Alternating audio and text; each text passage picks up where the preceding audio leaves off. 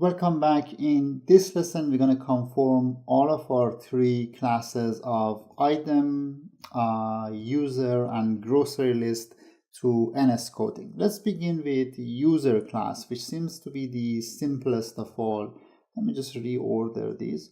So my user class has three strings, which is one of the easiest things to tackle. So NSCoding, and the moment we conform to this protocol, our compiler is going to actually start giving us a warning in our user class. It should actually, which is not at the moment. Let me see. Let me just clean the code, see if it shows up now. User class.h, NSCoding, user class.m. It actually didn't show up, but it usually does. It doesn't matter. What we have to do is we have to now write two sets of methods for it. One of them is an encoder. The warning showed up. It's saying it still doesn't conform to the protocol because it doesn't have the needed stops or methods. So we could add those two. So now it's asking us to basically populate these two methods in encode with a coder and init with a coder. So let's see what we have to do for those. It's actually quite straightforward. If we want to encode, we want to do quite an easy thing. An encoder is this: our encoder, our argument, a coder, encode object, and the object that we want to encode is name, and the key we want to give it is name. So that's about that. So let's encode all three of them: name, email. So encode it to email. So when you're archiving it, get email, encode it to an object, to a key called email. Same thing for name, and same thing for UID. And now, when we want to decode it, when we want to actually unarchive it, we want to do an opposite thing. So the opposite thing is this: we want to say NSString, let's call it this name. NSString this name is a decoder, and our decoder is decode object for key name. So exactly the opposite of that: code, decode.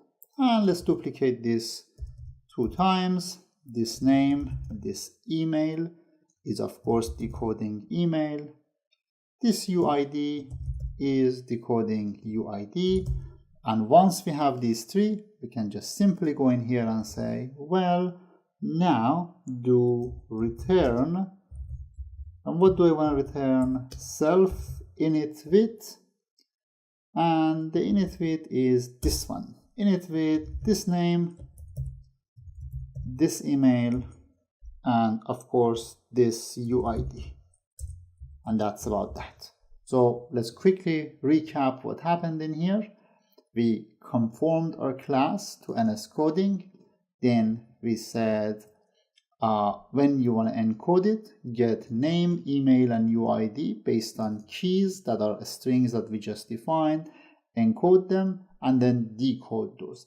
If this thing is a little confusing, a good practice is if you add a key at the end of each of these. So it's basically a way to tell exactly what you're looking for. So I got name, email, key, and UID keys. And then once I decode it, I get that decoded information, and I populate and return another copy of this very class type, which is the advantage of using the NSCoding. So let's keep that, and I'm going to move on to do the same thing basically for my item class and for the other one that's called grocery list class. Let's go to item class, same thing as before, NSCoding, save, and grocery list class, I'm going to come and say NSCoding. I go back to my item class.m. Now a warning will show up soon that will tell us the things that we need to add, which is quite straightforward. And then I'm simply going to say at the encoding time, a coder, encode object, and the object we want to encode is item name for key, item name, key. That's very easy. And do the same thing. And the other one is actually item time. And of course, I'm encoding for the name item time. The last one, which is item purchased, is a little bit different. So item purchased is going to be, is not encoding an object, is actually encoding a boolean. So I'm encoding a boolean for a key item purchased key, and for the decoder, same thing as we did before. NSString, this name equals a decoder, decode object for key, and the key is this guy. All right, duplicate this. This time is item time key. I really suggest that you guys copy and paste. Don't try to type them, because you make a simple mistake such as this. You just miss a capital letter or a lowercase letter, and then your application crashes. It might take you a while to understand where the error is happening. So I really suggest that you actually copy paste as much as you can. So boolean, and the boolean is this purchased is a decoder, decode boolean for key, and of course that is the key for it. And finally, return.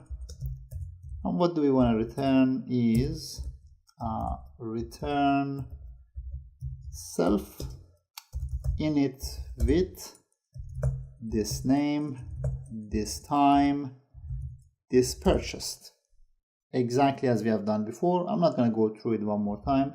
Let's go through the grocery list class. Same thing as we have with the other guys. We have to add the two methods that we need. So the methods are these guys. And let's see what we're going to have to encode in here, which is exactly as we have done before. We want to say a coder, encode object. What's the object that we want to encode is we got list name for a key, list name key. All right, copy, paste, paste. And the other one is now going to be list owner for list owner key, and the other one is list items, and of course list items key, which is again exactly like what we have done before. And now we have to encode them. So encoding here is going to be slightly different, so I'm going to actually type it without copying. So NSString, this name is going to be a decoder, decode object for key, and the key is list name key. That part is what we know already. Then the other one is a user class, and that user class is going to be this owner is a decoder, decode object for key, and the key is list owner key. And the reason this time is of the type user class is because we know list owner was of the type user class. And the other one is, and this one is a bit more trickier, because list items is an array. So we have to actually say NS mutable array, and of the type item class explicitly mentioned, and the name of it is going to be this items, or this items might be a decoder, decode object for key, and of course the key we wanna decode is list items key.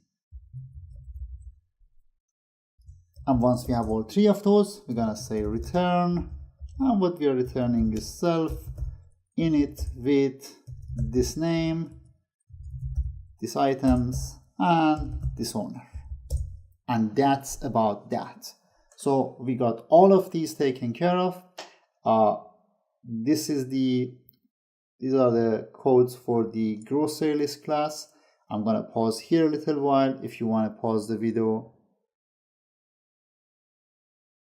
This is now for my user class. I'm going to pause here for a while as well if you want to pause the video. And this is for my item class.